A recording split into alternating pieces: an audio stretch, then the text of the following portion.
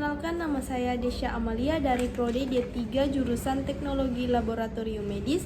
Di sini saya akan membawakan materi mengenai anatomi fisiologi kulit dan membran mukosa. Nah, di sini pertama saya akan membicarakan masalah kulit. Kulit adalah organ tubuh terluar yang menutupi otot dan mempunyai peranan dalam hemostasis. Kulit mempunyai fungsi sebagai pelindung tubuh dari berbagai trauma dan penahan terhadap bakteri, virus, dan jamur. Kehilangan panas dan menyimpan panas diatur oleh vasodilatasi atau sekresi kelenjar-kelenjar keringat. Kulit terdiri dari 3 lapisan. Yang pertama yaitu epidermis, kemudian dermis, dan yang terakhir adalah subkutan.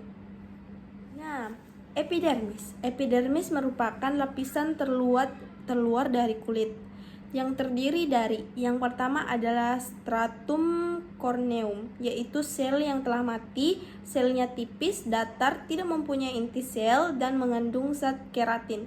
Kemudian ada stratum lucidum, yaitu sel berbentuk pipih mempunyai batas tegas tetapi tidak ada inti. Lapisan ini terdapat pada telapak kaki. Dalam lapisan ini terlihat seperti pita yang bening.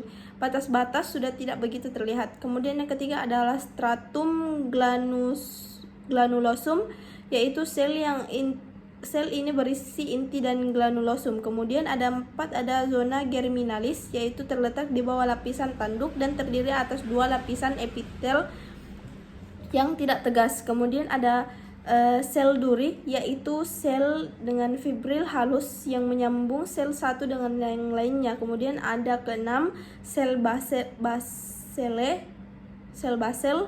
Sel ini secara terus-menerus memproduksi epidermis baru. Nah, yang kedua ada dermis. Dermis terletak di bawah lapisan epidermis. Dermis merupakan jaringan ikat longgar dan terdiri atas sel-sel fibrinoblas yang mengeluarkan protein, kolagen dan elastin. Kemudian serabut-serabut kolagen dan elastis tersusun secara acak dan menyebabkan dermis terenggang dan memiliki daya tahan.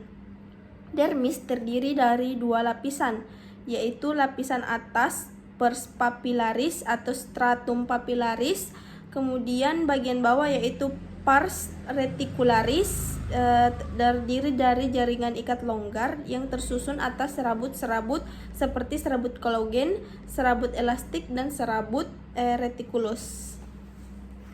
Nah, yang kemudian ada subkutan.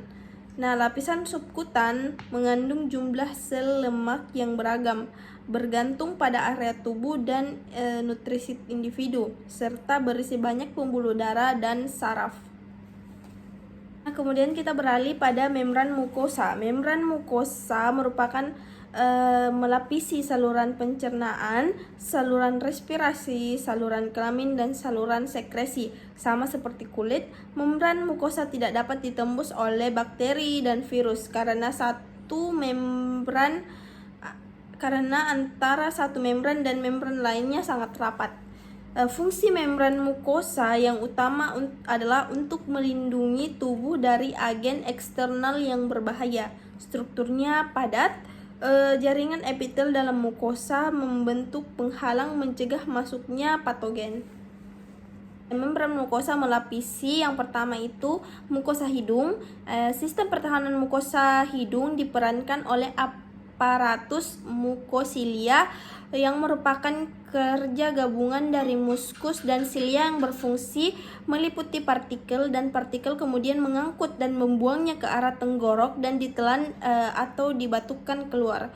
Kemudian ada mukosa mulut. Mukosa mulut adalah jaringan yang melapisi rongga mulut, terdiri dari 2 bagian yaitu epitel dan lamina propria. Kemudian ada mukosa lidah. Mukosa lidah pada permukaan lidah sifatnya licin dan di bawahnya terdapat mukosa. Nah, segitu dulu yang bisa saya jelaskan